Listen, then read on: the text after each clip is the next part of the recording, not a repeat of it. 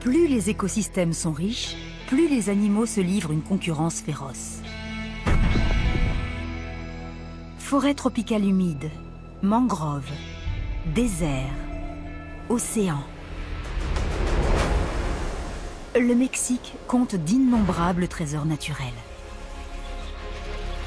Les espèces animales, nombreuses et prospères, se disputent ces fabuleuses ressources.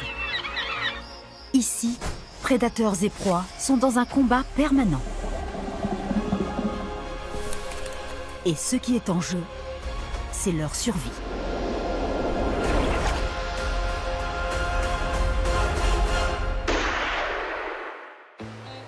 Le Mexique est un paradis de la biodiversité. Il abrite plus de 200 000 espèces de plantes et d'animaux. C'est le pays classé numéro 1 pour le nombre de variétés d'espèces en matière de reptiles et numéro 2 pour ce qui est des mammifères. Environ 10% de toutes les espèces du globe vivent au Mexique. Et elles se battent farouchement pour défendre leur droit à vivre sur cette terre généreuse.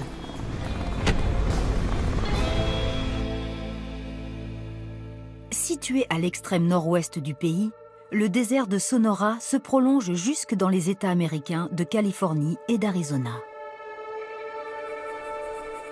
La chaleur torride et l'aridité représentent un danger constant. L'été, la température peut atteindre 48 degrés.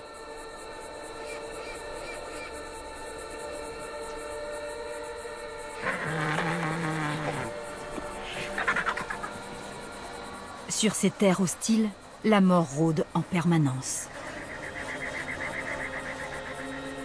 Tous leurs habitants ont développé une stratégie de survie.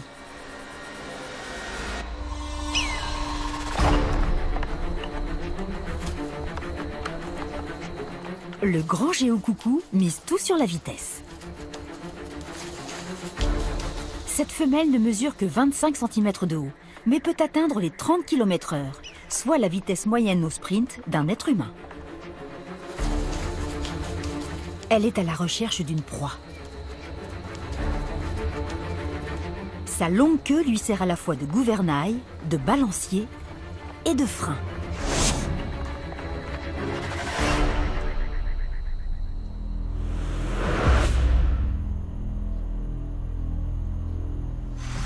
Elle a de la concurrence, un crotal diamantin de l'Ouest. Le serpent se montre menaçant, mais reste sur la défensive.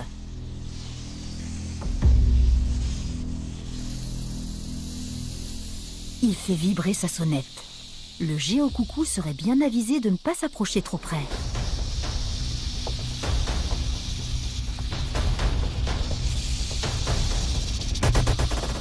Face à un crotal dont le venin est mortel pour l'homme, il ne fait pas le poids.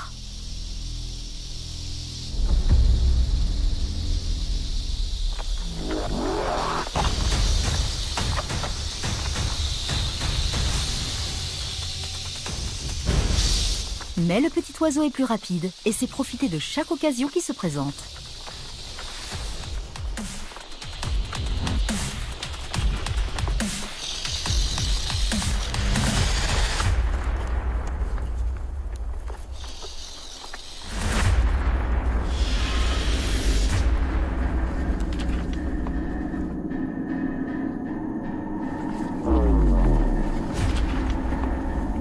Le crotal n'a pas résisté à ces coups répétés.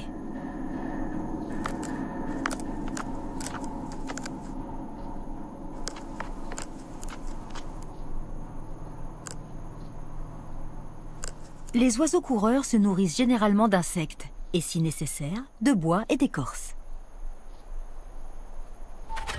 Avec un serpent entier dans l'estomac, cette femelle est plus que rassasiée. Diversifier son alimentation peut se révéler utile quand la nourriture est rare. Dans le désert, la flore peut être une excellente pourvoyeuse d'eau. Les fourmis moissonneuses récoltent des graines dont elles tirent de quoi boire et manger.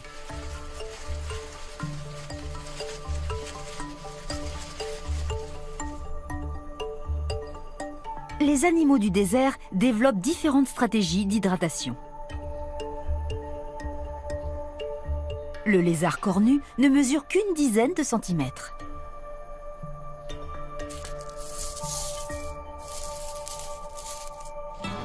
Mais il y a beaucoup plus petit que lui. Il se nourrit exclusivement de fourmis. Avec une nette préférence pour les moissonneuses, justement. Comme ces dernières mangent des graines pour se désaltérer, il n'a plus qu'à les gober pour s'hydrater à son tour. Armées de redoutables aiguillons, les fourmis tentent de se défendre. C'est peine perdue. Elles ne peuvent rien contre les écailles carénées et rugueuses de leurs prédateurs. Pour ce dernier, rien ne presse. Il peut engloutir jusqu'à 200 fourmis par jour. Et ici, il a trouvé de quoi boire et manger à satiété.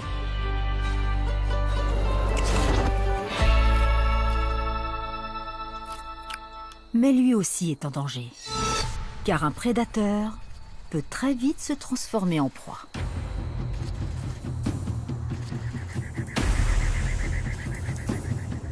Les lynx sont exclusivement carnivores.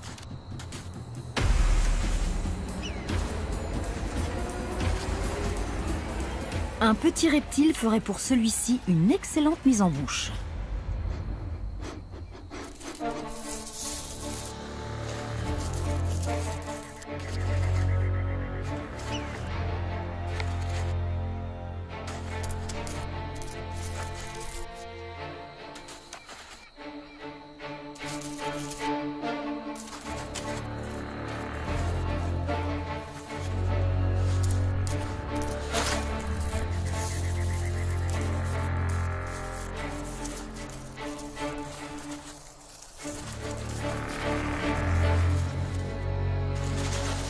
À trop vouloir satisfaire sa curiosité, le lynx risque de perdre la partie.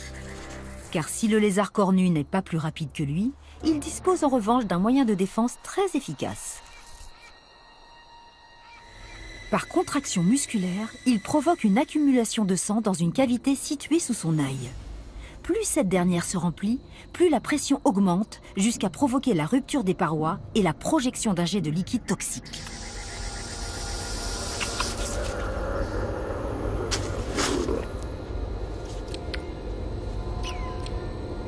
Le lézard cornu profite de l'effet de surprise et s'enfuit.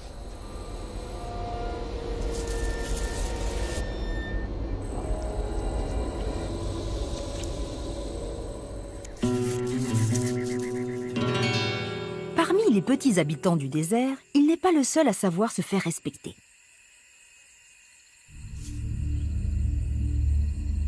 La souris sauterelle ne mesure pas plus d'une quinzaine de centimètres. Mais elle est agressive et défend vigoureusement son territoire. Ce rongeur très fécond est aussi un redoutable chasseur. Son cri strident retentit dans le désert.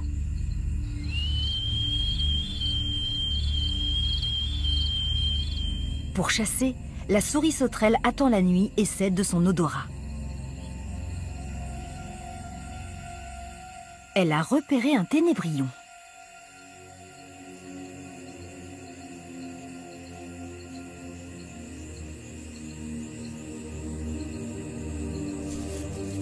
Spécialiste de la technique de l'embuscade, elle se met à l'affût.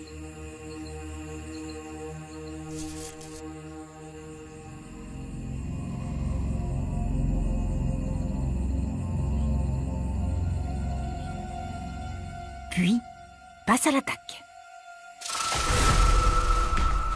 Le ténébrion émet une substance toxique pour tenter de la dissuader. Rien n'y fait.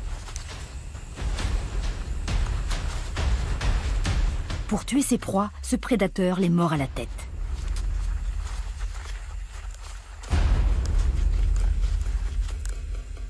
Il peut ensuite déguster tranquillement son repas.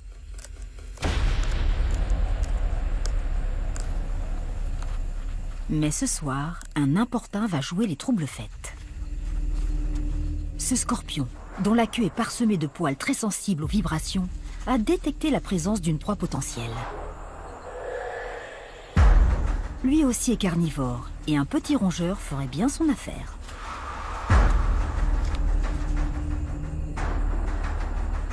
Étrangement, ce dernier se précipite vers son prédateur, quitte à se mettre en danger.